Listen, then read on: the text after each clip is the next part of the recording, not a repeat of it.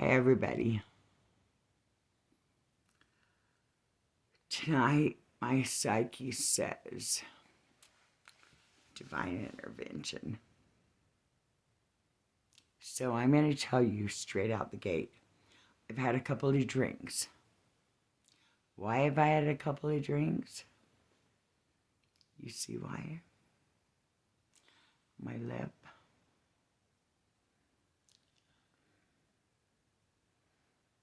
Because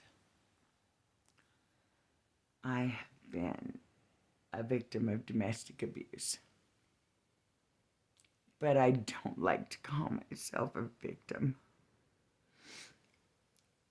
I'm not going to call myself a victim.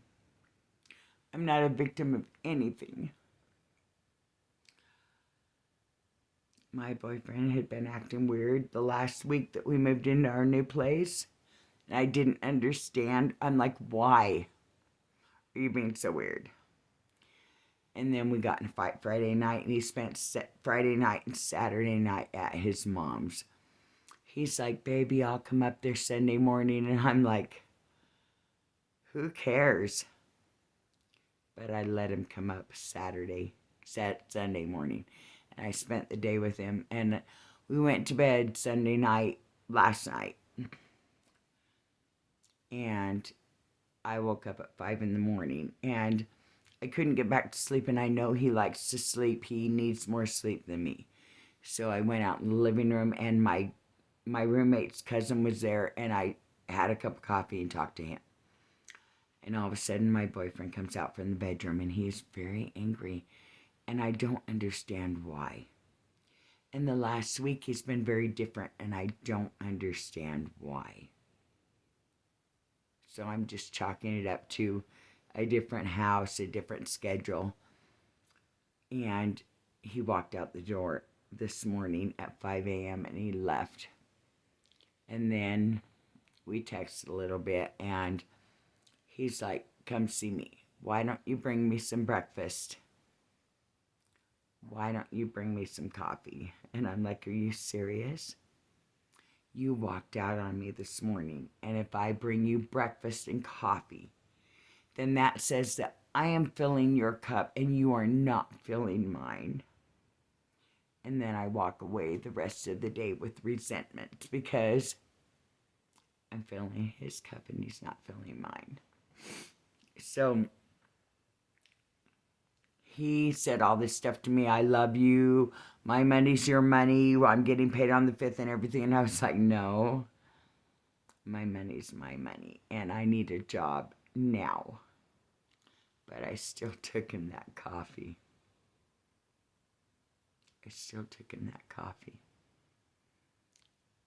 And I've been with him 4 months. And he has never been violent. He's never even raised his voice. But I took him that cup of coffee, and he was like, oh, I love you and everything. But inside, I was like, no, you don't. That is not how someone protects or holds time for another person. That is how someone holds power over another person. Bring me breakfast after I walked out on you. That is how you make someone feel less than. So I told him, I can't go look for a job today. I'm going to go up to my sister's.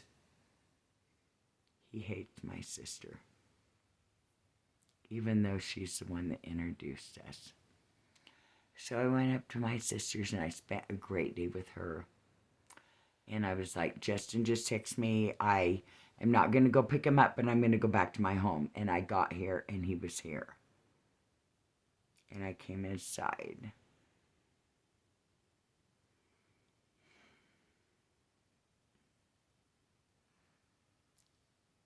First, let me tell you, I'm so ashamed of what happened to me. I don't even know how it happened to me. Like, I'm a mature, healthy 5D woman that I thought attracts 5D stuff, good stuff. And I came in. And I asked him what he was doing, and he got mad. And he jumped across the couch. And he had a helmet on because he was riding a motorcycle, and he headbutted me in the mouth, in the face, and I flew into the counter. He assaulted me with a deadly weapon, his motorcycle helmet. And then he left. And I went into my girlfriend whose house I'm staying at, and I'm like, look what he just did to me. I did not call the cops. I'm not a cop caller. But since then, I asked my girlfriend's boyfriend, go out and put a camera on my car because I don't want to mess him with my new car. And then I said, I'm not going to call the cops. I'm not having them come up to your house. He can never be around me again. I'm done.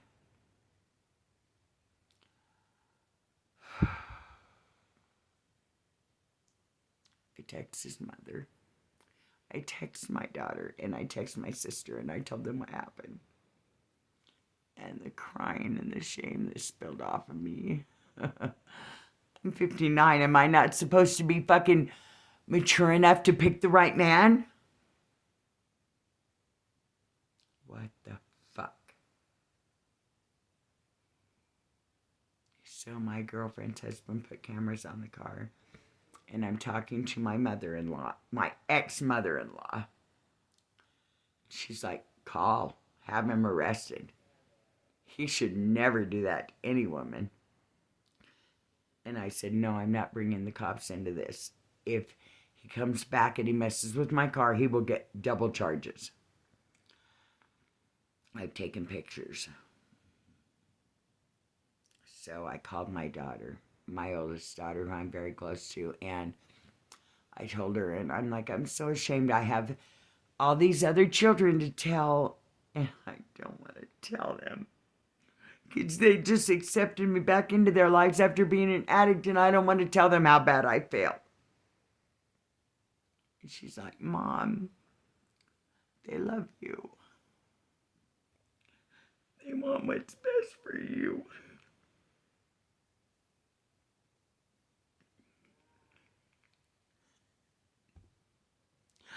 I've worked so hard to make them proud of me that this is so humiliating.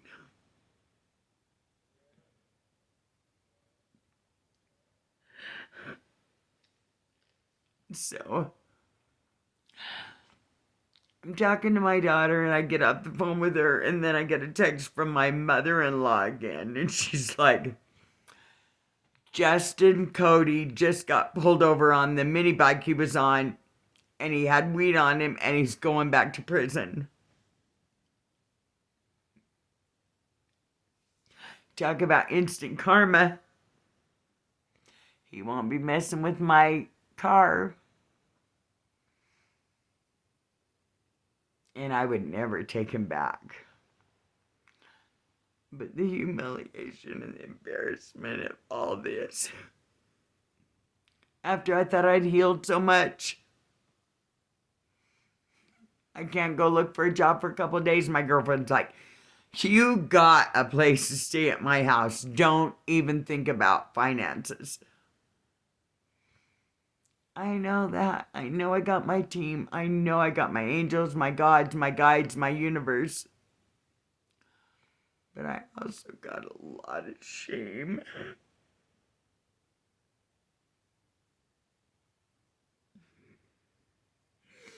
I got so much shame. I don't care about instant karma at this point. I care about shame. And my kids, and what kind of an example I'm setting for them. And my daughter's like, Mom, they'll understand. So the reason I'm doing this video, it's not about karma. It's not about standing up for yourself. It's not about your friends and how many great friends I have. It's about the significant shame that a woman feels when she loves someone and they hurt her.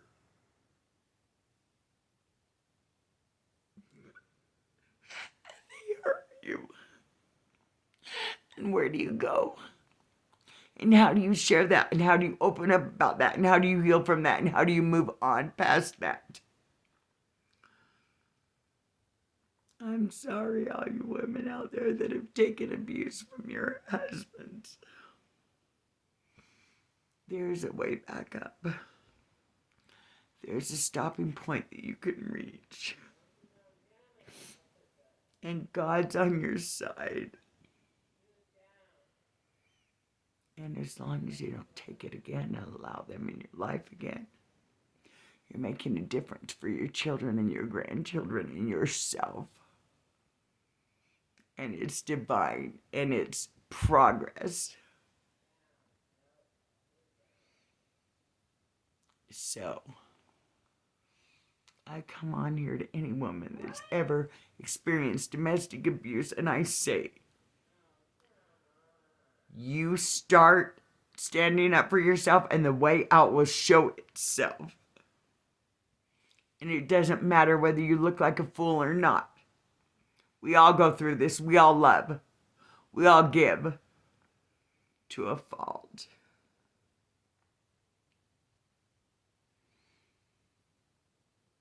And I feel like a fool right along with you. But it's okay because I got me. And I got you. And just be strong. And I love you, everyone. Have a good day.